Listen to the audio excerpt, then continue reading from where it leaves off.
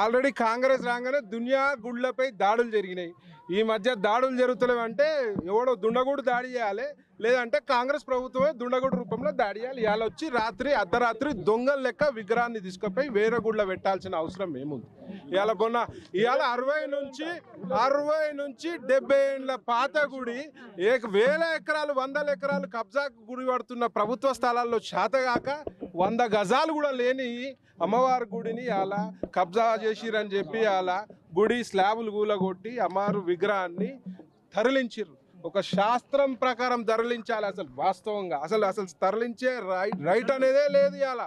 ఇవాళ ఎన్నో దర్గాలు రోడ్డు కట్టంగా ఉన్నాయి. మరి మీకు అంతా మొగోళ్ళు అయితే మరి దర్గాల దగ్గర పోయి మాట్లాడండి. ఇవాళ హిందూ దేవాలయాలపై కాదు మీ దాడి. దర్గాలు ఎన్ని ఉన్నాయి, అక్రమ కట్టడాలు ఎన్ని ఉన్నాయి, పెద్ద అక్రమ కట్టడాలు ఇవాళ FTL పరిధిలో కడుతున్నారు. మరి వాళ్ళతోటి రాజీ గుర్చుకొని మా హిందువులపై దాడి, హిందూ దేవతలపై దాడి, హిందూ గుళ్ళని ధ్వంసం చేయడమే ఇలా లక్ష్యంగా పెట్టుకున్నారు. డెఫినెట్గా దీనిపై హిందూ సంఘాలు కానీ హిందూ ప్రజలు హిందూ సోదరులు అందరు గమనిస్తున్నారు. ఇట్లాంటి చర్యలు ఇంకా చేస్తే మాత్రం ఆల్రెడీ బీఆర్ఎస్ ప్రభుత్వానికి హిందువులు బుద్ధి చెప్పారు. ఇవాళ ఈ ప్రభుత్వానికి కూడా బుద్ధి చెప్పే పరిస్థితి ఉంటుంది.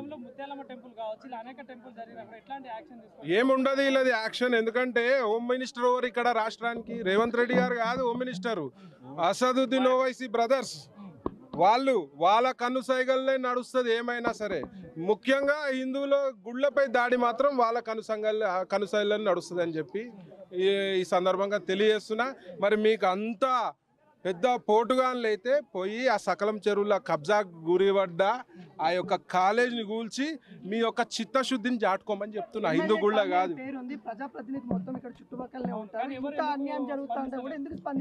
ఓన్లీ బీజేపీ స్పందించాలి, వేరే పార్టీలు స్పందించరు. వేరే పార్టీలో హిందువులు నాయకులు ఉన్నారు, గుళ్ళు పోతారు, దండాలు పెట్టుకుంటారు. కానీ ఏదైనా గుడిపై దాడి చేస్తే మాత్రం రారు. ఎందుకంటే వాళ్ళకి పదవులు ముఖ్యం. బీజేపీకి పదవులు ముఖ్యం కాదు, మాకు హిందుత్వం ముఖ్యము, మా హిందూ సోదరులు ముఖ్యం.